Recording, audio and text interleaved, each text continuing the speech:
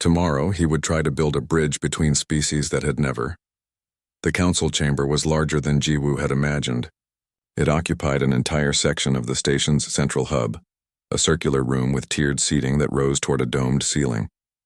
Representatives from 47 different species sat in designated areas, each space modified to accommodate different environmental needs. Jiwoo stood in the center, feeling impossibly small. Beside him were Mina and Do-hyun, there for moral support but not permitted to speak unless called upon. Kessa stood nearby with 3 other adult Kelthera, who had volunteered to provide testimony. At the highest tier sat the Vrin leadership. Head instructor Vexthor was among them, his multifaceted eyes reflecting the chamber's lights like cold jewels. In a special gallery designed for observers, the cubs sat with a Kelthera caretaker. Ratha was there, pressed against the transparent barrier, green eyes fixed on Jiwoo. The other 3 cubs clustered close, their ears swiveling to catch every sound. The council chairman, an ancient Boreax with gray-streaked hide, called the session to order. His voice rumbled through the chamber like distant thunder. Cadet Jiwoo Kim of Earth has requested this hearing to contest disciplinary actions taken against Kelthera cubs. The council will hear his testimony. Jiwoo stepped forward. His heart hammered in his chest, but he forced his voice to remain steady. Thank you, Chairman. Members of the council, I come before you today because a grave misunderstanding has occurred, one that has hurt innocent cubs and prevented a meaningful cross-cultural connection. He explained what had happened. The weeks of receiving extra food, the cubs' consistent presence, the incident in the training arena when Vexthor had reprimanded Ratha. He kept his language simple and clear, making sure every species could follow through their translation devices. At the time, I didn't understand what was happening, Jiwoo continued. I couldn't read the meaning in the cubs' actions. But I have since learned the truth, with help from Warrior Kessa and other adult Kelthera. What the cubs were doing wasn't inappropriate or predatory. It was an act of compassion. A Vrin council member spoke up, their clicking voice translated into standard language. Compassion or not, the cubs violated proper boundaries between age groups. They fixated on a single cadet in an obsessive manner. Such behavior cannot be encouraged. It wasn't obsessive, Jiwoo said. It was cultural. May I call my first witness? The chairman nodded. Kessa stepped forward. She stood tall, her warrior bearing commanding attention. I am Kessa of the Red Stripe Pack. I have served as a combat instructor at this academy for 7 solar cycles. I have also raised 4 cubs of my own and helped raise dozens more in my pack. She explained Kelthera pack dynamics, the communal raising of cubs, the instinctive behavior of food sharing. Her words were measured, backed by the authority of both her experience and her culture. When cubs share food, they are extending pack bonds, Kessa said. This is not taught behavior. It emerges naturally when cubs are very young. They have an ability to sense emotional need in others, to recognize when someone is isolated or in pain. The response is automatic and universal among our people. Another council member, this one from a species Jiwoo didn't recognize, spoke through translation. This is internal Kelthera culture. Why should it apply to interactions with other species? Because compassion is not limited by species, Kessa replied. The cubs sensed that Cadet Kim was suffering. They responded with the tools their culture gave them. To punish them for that is to say that caring for others across species lines is wrong. Is that truly what this academy teaches? Murmurs rippled through the council chamber. Jiwoo stepped forward again. I would like to share why the cubs might have sensed I needed help. This is personal, but it's important. He told them about his brother, about the loss that had driven him to volunteer for the exchange program, about the loneliness he had carried hidden behind smiles and determination. I thought I was hiding it well, Jiwoo said. My human friends didn't notice. The instructors didn't notice. But 4 small cubs from a species completely different from my own somehow saw. They recognized my pain and tried to ease it in the only way they knew how, by offering me a place in their pack, by sharing their food to tell me I wasn't alone. He looked up at where the cubs watched from the gallery. Ratha's paws were pressed against the barrier. What those cubs did was beautiful, Jiwoo continued. It was the most profound act of kindness I've experienced since arriving at this academy. They didn't see a human or an alien. They saw someone hurting and tried to help. Isn't that exactly what the Galactic Concordance is supposed to be about? Understanding each other, Caring for each other? Vexthor spoke for the first time. The cubs disrupted proper protocols. They showed favoritism. They created an inappropriate attachment that could interfere with training and discipline. With respect, head instructor, Jiwoo said, I don't think the problem is the cubs' behavior. I think the problem is that the protocols don't account for the emotional and social needs that many species have. The Vrin have built an incredible institution here. Your logic and organization are impressive, but logic alone cannot govern beings who live through their hearts as much as their minds. He gestured to the diverse species surrounding them. Look around this chamber. How many of these species have families? How many raise their young with love and physical affection? How many use food and gifts to build social bonds? It's not just the Kelthera. Humans do it too. I've studied the records, and at least 30 other species here have similar customs. Do-hyun stepped forward, datapad in hand. If I may, I've compiled documentation. There have been 17 incidents over the past 3 years where the instructors disciplined cadets for behavior that was actually culturally appropriate. In every case, the instructors applied Vrin standards to non-Vrin behavior. He presented the data to the council. Cases of physical affection being labeled as inappropriate. Instances of gift-giving being seen as bribery. Emotional expressions being classified as loss of discipline. Mina added her voice. The Vrin are brilliant educators in many ways. But this academy serves species who are not Vrin, who have different needs, different ways of connecting, different definitions of what's appropriate. The current protocols don't reflect that diversity. The council chamber erupted in discussion. Representatives from various species debated among themselves.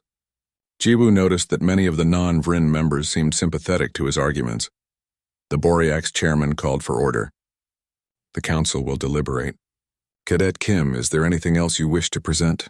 Jiwoo took a deep breath. Just one more thing. I request permission to formally accept the pact bond that Ratha and the other cubs offered me.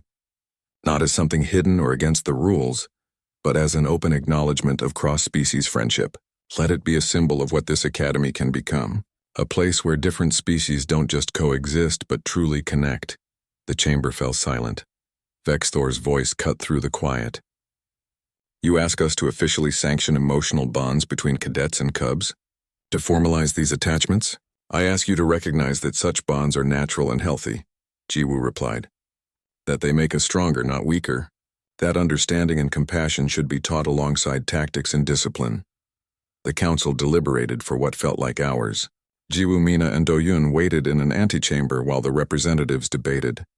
Kessa and the other Kelthera warriors sat nearby, their tails moving in patterns of anxiety. Finally, they were called back into the chamber. The Boreax chairman spoke. The council has reached a decision. After hearing testimony and reviewing evidence, we find that the disciplinary action taken against the Kelthera cubs was based on cultural misunderstanding rather than genuine misconduct. Relief flooded through. Jiwoo. Furthermore, the chairman continued, the council recognizes that the current protocols at Nexus Academy place insufficient emphasis on the emotional and social needs of species with strong familial or pack structures. Head Instructor Vexthor, you are hereby directed to establish a committee to revise these protocols. The committee must include representatives from at least 10 different species with diverse social structures. Vexthor's head swiveled, a gesture of acknowledgement. He did not look pleased, but he accepted the directive.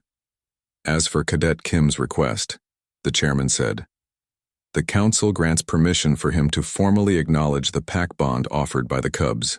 This acknowledgement will be recognized as an official cross-species friendship, protected under cultural exchange provisions. Furthermore, we encourage similar bonds between cadets when they arise naturally and respectfully. The chamber erupted in sounds of approval from multiple species. Even some of the Vrin representatives seemed accepting of the decision, if not enthusiastic. Jiwoo looked up at the gallery where the cubs waited. Ratha was bouncing on small paws, ears fully erect, tail lashing with excitement. The other cubs were similarly animated, their earlier sadness replaced with joy. There will be a formal ceremony, the chairman said, to properly acknowledge this bond according to Kelthera custom. Warrior Kessa will oversee the arrangements. As the council session ended and representatives began filing out, Kessa approached Jiwoo. You did well, human. You spoke with Harda. Jiwoo stood beside Kessa on the observation deck. the stars spreading out before them like scattered diamonds. The Kelthera warrior's question hung in the air between them. Pack bonds, Jiwoo repeated. I know Kelthera live in packs, family groups, social structures built on hierarchy and cooperation. That is the surface, Kessa said, the part we allow others to see. But there is more beneath, much more. She moved closer to the viewport, her reflection ghosting in the transparent aluminum. Among my people, cubs are precious, not just to their birth parents, but to the entire pack. We raise them together, teach them together, protect them together. It is instinct as much as culture. Jiwoo listened, afraid to interrupt and break whatever fragile trust was forming. Cubs have gifts that adults sometimes forget. Kessa continued. They see things we have learned to ignore, feel things we have buried under duty and survival. She turned to face him, her golden eyes intense. Your species has something similar, yes? Human children? Yes. We're very protective of our children, too. Then perhaps you can understand. Kessa's tail moved in slow, deliberate waves. When a Kelthera cub shares food with someone, it is not a casual thing. It is an offer of pack, an invitation to belong. The words hit Jiwoo like a physical force. An invitation to belong? Cubs share food with those they want to care for, those they sense need pack support. It is instinctive behavior that appears when they are very young, before language, before training. They know how to recognize loneliness, how to recognize need. Jiwoo's throat tightened. But why me? Why did Ratha and the others choose me? Kessa studied him for a long moment. That is a question only they can answer with certainty. But I have watched you, human. From the first day you arrived, I saw how you carried yourself, how you smiled but the smile never reached your eyes, how you stood among your companions but seemed separate, alone. I'm not alone, Jiwoo said automatically. Mina and Dohyun are with me. Are you not? Kessa's voice was gentle but probing. You are far from your home, from your family. Something hurts you deep inside. You hide it well from most, but cubs see differently than adults. They sense pain that others miss. Jiwoo felt his carefully constructed walls beginning to crumble. My brother died 6 months before I volunteered for this program. He was 16. A traffic accident, sudden, no warning. My family fell apart. My parents couldn't even look at each other without crying. My sister buried herself in work. And I just wanted to escape, to run far enough that the pain couldn't follow. The confession poured out of him, words he hadn't spoken to anyone, not even Mina or Do-hyun. Kessa listened without interruption, her ears forward, her attention complete. But the pain came with me. Jiwoo continued. Every day I wake up and remember he's gone. Every meal I eat, I think about how he'll never eat again. Every achievement feels hollow because he won't be there to celebrate it. He wiped at his eyes, frustrated by the tears. I thought maybe out here among aliens and stars I could forget. But I can't, I just feel more alone than ever. The cubs knew, Kessa said softly. Somehow they sensed your grief, your isolation, and they responded the only way they know how. By offering pack. By sharing food, they were saying, you are not alone. You are one of us. We will care for you. The full weight of what had been happening crashed down on Jiwoo. All those weeks of extra food, the cubs watching over him, Ratha's gentle touch on his hand. They hadn't been confused or playing a game. They had been trying to help him heal. I didn't know, he whispered. I didn't understand. How could you? Your species does not have this custom. You could not read the meaning in their actions. Kessa's voice turned bitter, and neither could the Vryn instructors. What did Vexthor think was happening? The Vryn have no families, Kessa explained. They are raised in educational facilities, taught by artificial intelligence systems, never knowing parental bonds or sibling connections. To them, the cubs' behavior looked wrong, dangerous even. They thought perhaps the cubs were testing you as prey, or trying to establish inappropriate dominance. Jiwoo felt anger rising in his chest. They thought children were being predatory.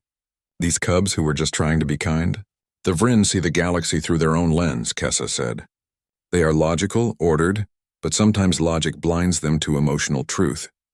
They could not conceive that cubs might be acting from compassion. So they interpreted the behavior as something else, something that needed to be stopped. So they punished Ratha, humiliated the cub in front of everyone. Yes, and not just Ratha. All the cubs were reprimanded, told that their behavior was inappropriate, that they were breaking protocols, that they must never approach you again. Kessa's fur rippled with suppressed emotion. For cubs who were only trying to help, it was crushing. They could not understand why their kindness was rejected, why the human they tried to adopt suddenly became forbidden. That's why they look so sad now, Jiwoo said. They think I rejected them. They do not understand rejection in the way adults might, but they feel the loss. The inability to care for someone they recognized as needing care. It hurts them. Jiwoo turned away from the viewport, his mind racing. This is wrong, all of it. The cubs did nothing wrong. I did nothing wrong. Why should we be kept apart because the instructors misunderstood? The Vryn run the academy, Kessa said. Their rules are absolute. Then the rules need to change. Jiwoo felt determination crystallizing inside him. There has to be something I can do. Some way to fix this. Kessa regarded him with what might have been respect. There is a protocol. Rarely used, but it exists. Any cadet can request a formal hearing before the Academy Council. If you can prove that the instructor's interpretation was wrong, the council might overturn their decision. A hearing. How do I request one? I can help you file the request. But understand, human, this will not be easy. You will stand before representatives of dozens of species, including the Vryn leadership. You will need evidence, testimony, a compelling argument that what happened was unjust. I'll do it, Jiwoo said without hesitation. Whatever it takes.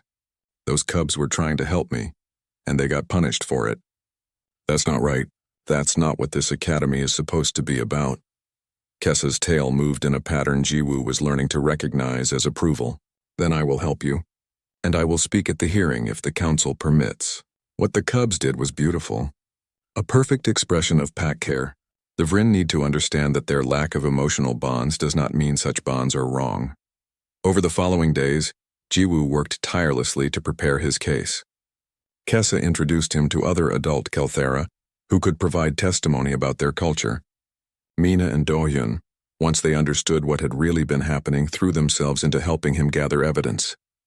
This is bigger than just you and the cubs, Dohyun said, looking up from his research. If the instructors misunderstood Kelthera behavior this badly, what else have they gotten wrong? How many other cultural practices have they misinterpreted? Mina found records of similar incidents. Cases where the Vryn instructors had punished behavior from other species based on their own cultural assumptions.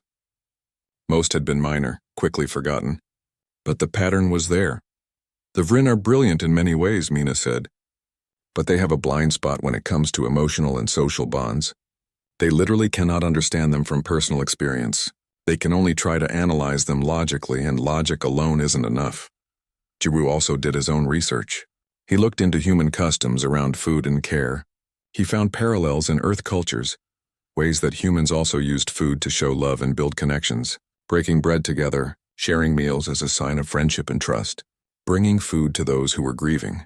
The cubs hadn't been doing something alien and incomprehensible. They had been doing something that, at its core, was deeply universal. Caring for someone through the simple act of sharing. The hearing was scheduled for 2 weeks after Jiwoo filed his request. Those 2 weeks felt like an eternity. He refined his arguments, practiced his testimony, and tried not to let nervousness overwhelm him. He also caught glimpses of Ratha and the other cubs during this time. They still avoided him, but he noticed they watched from greater distances now, as if they couldn't help but observe, even though they had been told to stay away. Once, Jiwoo made eye contact with Ratha across a crowded corridor. He smiled and gave a small wave. Ratha's ears perked up in surprise. Then the cub quickly looked away and disappeared into the crowd. But Jiwoo thought he saw the beginning of a tail wag before the cub vanished. Hold on, he thought. Just hold on a little longer. I'm going to make this right. The night before the hearing, Jiwoo stood alone on the observation deck where Kessa had first explained everything. He looked out at the stars and thought about his brother, about loss and loneliness and the unexpected ways that connection could appear. 4 small aliens had seen his pain and tried to ease it. They had offered him something precious, something from their own cultural heart, and in doing so, they had shown him that even in the vast emptiness of space, even among beings completely unlike humans, compassion could bridge any divide. Tomorrow, he would stand before the council. Tomorrow he would fight for those cubs and for the right to accept their offer of pack. The breaking point came during a joint tactical exercise in the zero-gravity combat arena. The exercise was designed to test coordination between different species, forcing cadets to work with partners whose physical capabilities differed dramatically from their own. Jiwoo had been paired with 2 adult Kelthara warriors and a Boreax combat specialist. The 4 of them floated in the practice space, wearing magnetic boots that could lock them to surfaces when needed. The exercise was complex, requiring them to navigate through obstacles while defending simulated objectives. The adult Kelthara were nothing like the cubs. They moved with lethal precision, their muscles rippling under striped fur. One was named Kessa, a female warrior with scars crossing her shoulders. The other was a male called Tor, larger and more aggressive in his fighting style. Jiwoo struggled to keep up. Zero-gravity combat was still new to him, and his human body didn't have the natural grace of species that had evolved for this kind of movement. But he pushed himself hard, refusing to be the weak link. They were halfway through the exercise when Jiwoo noticed movement in the observation gallery. The gallery ran along one side of the arena, protected by thick, transparent aluminum. Several species used it to watch training sessions. Ratha was there. The golden-furred cub pressed against the glass, watching the exercise with intense focus. And clutched in Ratha's paws was a nutrient pack, the kind designed for rapid energy restoration. Jiwoo saw it happen in slow motion. Ratha's ears perked up, tracking something. The cub moved along the gallery, trying to get closer to the arena floor where Jiwoo was working. Other cubs followed, including the 3 that usually accompanied Ratha everywhere. In the control room above, head instructor Vex Thor turned to see what had caught his attention. The Vrin's multifaceted eyes fixed on Ratha, then on Jiwoo, then back to the cub. Vex Thor moved with sudden speed. He exited the control room and entered the observation gallery. Jiwoo could see the confrontation through the transparent wall, even as he continued the exercise. The instructor loomed over Ratha, his mantis-like frame towering above the small cub. His body language was aggressive, hostile. He made sharp gestures, pointing at the nutrient pack, then at Jiwoo, then at the exit. Ratha's ears flattened against the cub's skull. The other cubs backed away, their tails tucked low. Ratha tried to respond, making small chirping sounds, but Vex Thor cut the cub off with a harsh clicking vocalization. The instructor snatched the nutrient pack from Ratha's paws. He continued his reprimand, his movements becoming more agitated. Other instructors appeared, including an adult Kelthara trainer, but none intervened. Jiwoo stopped moving. His magnetic boots locked him to a metal beam, but he was frozen for a different reason. He watched as Ratha seemed to shrink, the cub's whole body drooping under the verbal assault. Cadet Kim. Kessa's voice came through his comm. The exercise continues. That cub, Jiwoo said. Vex Thor is yelling at that cub because of me. Focus on your task, Kessa said, but her voice had an edge to it. An emotion he couldn't quite read. But Jiwoo couldn't focus. He watched as Vex Thor dismissed Ratha with a final gesture. The cub turned and fled, the other cubs following. Their movements were no longer the playful bounds he had seen before. They looked defeated, scared. The exercise ended poorly. Jiwoo's distraction cost their team points, and the instructors noted it in their evaluation. But he didn't care about the score. All he could think about was Ratha's flattened ears and tucked tail. After the exercise, Jiwoo tried to find the cubs. He searched the common areas, the dining hall, even the youth wing where younger cadets had their quarters. But they were nowhere to be seen. You need to let this go, Do-hyun said that evening. They were in the human quarters, Mina and Do-hyun both trying to talk sense into him. Whatever was happening with those cubs, the instructors handled it. Handled it how? Jiwoo demanded. By humiliating a child in front of everyone? Ratha was just trying to give me food like they've been doing for weeks. What's so wrong about that? Mina sighed. Maybe it was against some rule we don't know about. Cross-species interaction protocols or something. Then why didn't anyone explain that?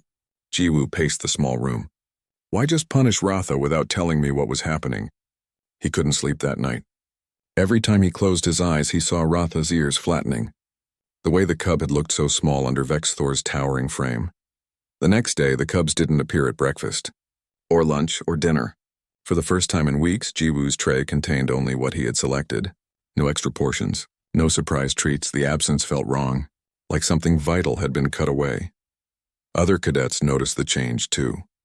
The Boreac student who had asked about his friendship with the cubs approached him in the corridor. The young Kelthera, the massive creature, rumbled. "They are not around you anymore." "This is good?" "I don't know," Jiwoo admitted. Over the following days, he occasionally glimpsed the cubs in the distance, but they never came close. When they saw him, they quickly looked away and moved in different directions. Ratha especially seemed to avoid anywhere Jiwoo might be. It hurt more than Jiwoo wanted to admit. He had grown used to their presence even if he hadn't understood it. The knowledge that they were watching, that they cared enough to share food with him, had become a strange comfort. Now that comfort was gone, and the hollow feeling in his chest grew larger, Jiwoo became withdrawn. He completed his training exercises mechanically, scoring well but without enthusiasm. Mina and Dohyun tried to cheer him up, but he couldn't shake the feeling that something important had been broken. In the second week after the incident, he saw Ratha in the corridor. Just a brief moment, the cub turning a corner ahead of him. Their eyes met for a second. Ratha's ears lifted slightly, a sign of recognition. But then the cub looked down and hurried away, and Jiwoo saw something that made his heart hurt. The cub looked sad. Not scared anymore, but genuinely unhappy. "This is ridiculous," Jiwoo muttered to himself. "I need to understand what happened." He tried researching Kelthera culture again, but the database had limited information. Most of it focused on their military capabilities and political structure. Nothing about their personal customs or the meaning behind their behaviors. He tried asking other cadets, but most species knew as little as he did. The Kelthera kept their cultural practices private, sharing only what was necessary for diplomatic and military cooperation. Finally, in desperation, he approached one of the adult Kelthera instructors after a training session. Not Kessa, who had been his partner during the exercise, but a different one who taught survival skills. "Excuse me," Jiwoo said. "Can I ask you something about Kelthera customs?" The instructor's ears swiveled toward him. "Speak." "When cubs share food with someone, what does that mean?" The instructor was silent for a long moment. His golden eyes studied Jiwoo with an intensity that was almost uncomfortable. "Why do you ask this question, human?"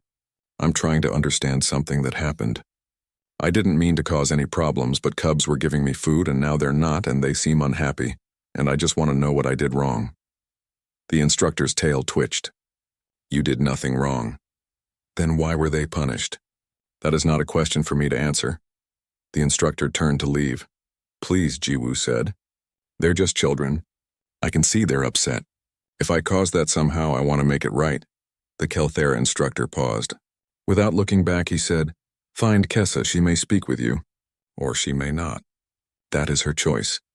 Then he was gone, leaving Jiwoo alone in the training room. Kessa, the warrior who had been his partner during the exercise, the one who had told him to focus while Vexthor had reprimanded Ratha. He had seen something in her expression then, some emotion he hadn't understood. Finding her wouldn't be easy. Adult Kelthera kept to themselves outside of training and official duties. But Jiwoo was determined. He needed answers, and more than that, he needed to know if there was any way to fix what had been broken. He checked the training schedules and found that Kessa supervised evening combat practice sessions. That night, he went to the combat training room and waited outside until the session ended. Kessa emerged with a group of other Kelthera warriors. She saw him immediately, her ears rotating forward. "Kessa," Jiwoo said, "could I talk to you, please?" "It's important." The other Kelthera exchanged looks. One of them said something in their clicking, purring language. Kessa responded curtly, then gestured for Jiwoo to follow her. She led him to a quiet observation deck far from where other cadets usually gathered. The stars glittered outside the viewport, cold and distant. "You want to know about the cubs," Kessa said. "It wasn't a question. Yes, I need to understand what happened. Why they were giving me food. Why Vexthor punished Ratha. Why they won't come near me anymore." Kessa was quiet for a long time. When she finally spoke, her voice was softer than he had ever heard it. "What do you know about pack bonds, human?"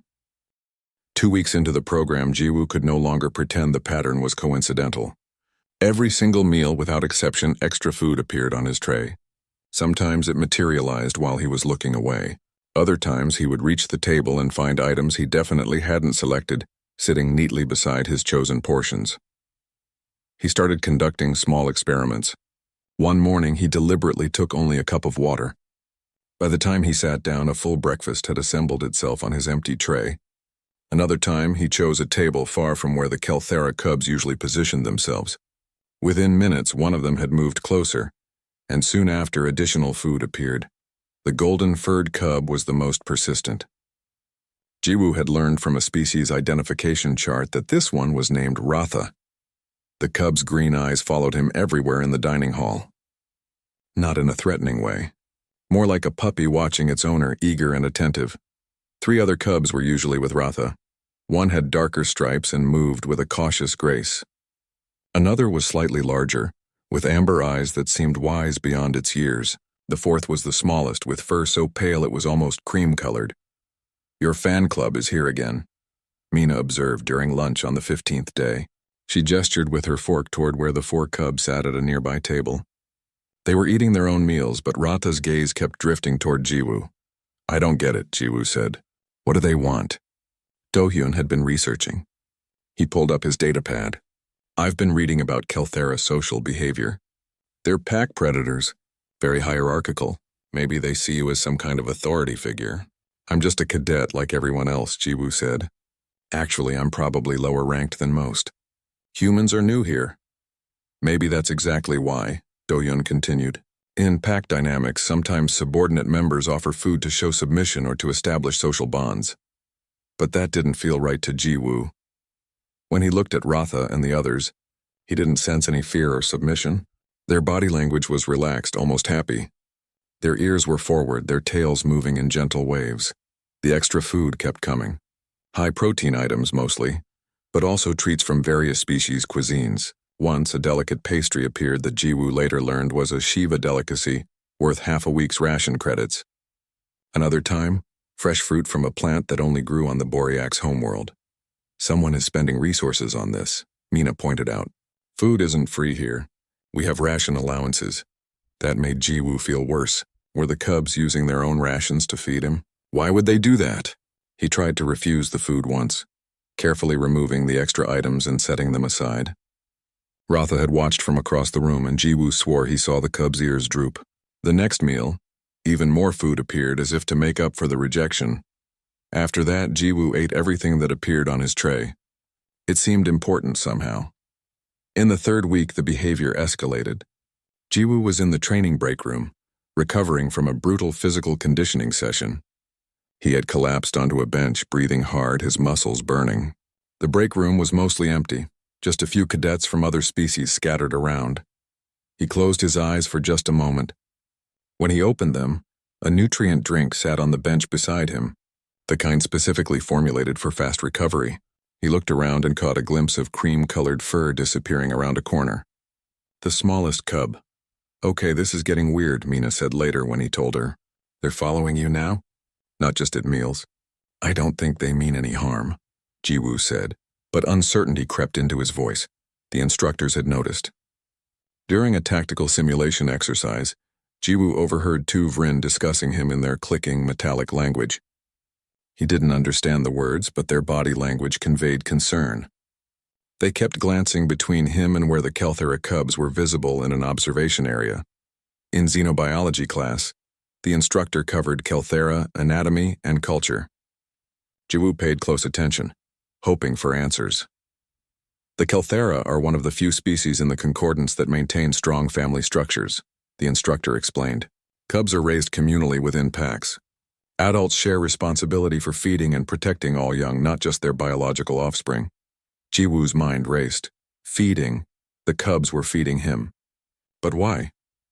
In Kelthera society, the instructor continued, the sharing of food is significant. It establishes pack bonds and hierarchy. However, the specifics vary by context, and much of their cultural practice remains private. After class, Jiwoo approached the instructor. If someone wanted to learn more about Kelthera food-sharing customs, where would they look? The Vrin instructor's head swiveled toward him. That information is not readily available. The Kelthera do not share all their cultural details with outsiders. Why do you ask? Just curious, Jiwoo said quickly. For the exam. But the instructor's multifaceted eyes seemed to study him more carefully after that. That evening, Jiwoo found himself in the station's observation deck, a quiet space where cadets could watch the stars. He came here often when the weight in his chest became too heavy. When memories of home threatened to overwhelm him, he stared out at the distant stars thinking about Earth, about his parents and his older sister, about the empty chair at their dinner table, about the brother who would never sit there again. He heard soft footsteps behind him. Turning, he found Ratha standing a few meters away. The cub held something in its paws, a small packet. They stared at each other for a long moment. Ratha's green eyes were impossibly large and expressive. The cub took a hesitant step forward, then another, moving slowly as if approaching something fragile. Ratha extended the packet toward him. It was a protein bar, high quality from the smell. "You don't have to do this," Jiwoo said softly. "I don't understand why you're doing this." The cub's ears swiveled, listening to his voice even if it couldn't understand his words. Ratha took another step closer, setting the protein bar on the bench beside Jiwoo. Then the cub did something unexpected. It made a soft chirping sound, almost like a purr, and gently touched Jiwoo's hand with one paw. The touch was warm and careful. The cub's paw pads were soft. Ratha looked up at him with those huge green eyes, and Jiwoo felt something crack in his chest. Not breaking, but opening. Some wall he had built around himself, showing its first fracture. Then Ratha pulled back and bounded away, disappearing down the corridor. Jiwoo sat alone with the protein bar. He picked it up, studying it in the dim light of the observation deck. Why did these alien cubs care? What did they see in him that made them want to share their food? The questions haunted him through the following days. The pattern continued. Extra food at every meal, items appearing near him during training. The cubs watching from a distance with their bright eyes and swiveling ears. But now the instructors were watching too. During a combat simulation in the zero-gravity arena, Jiwoo noticed head instructor Vexthor observing him from the control room. The Vrin's attention kept shifting between Jiwoo and where several Kelthera cubs were visible in the observation gallery. Other species cadets started noticing as well. A large Boreac student asked him if he was friends with the cubs. A Shiva entity pulsed a question at him in light patterns that the translation device rendered as concern about cross-species relationships. "Maybe you should talk to them," Do-Yun suggested. "The cubs? Ask them why they're doing this." "They're children," Jiwoo said. "And we don't speak the same language." "Not really. There are translation devices. It feels wrong," Jiwoo admitted. "Like I'd be confronting them. They're just being nice, I think, in whatever way makes sense to them." But the situation couldn't continue unchanged forever. Jiwoo could feel it building toward something. The instructors were too interested. The other cadets were too curious. And the cubs themselves seemed to be getting bolder, more open in their actions. Something was going to break. Jiwoo just hoped that when it did, he would understand enough to know what it meant. Jiwoo Kim stood at the viewport of the transport shuttle, watching the Nexus Academy station grow larger against the backdrop of stars.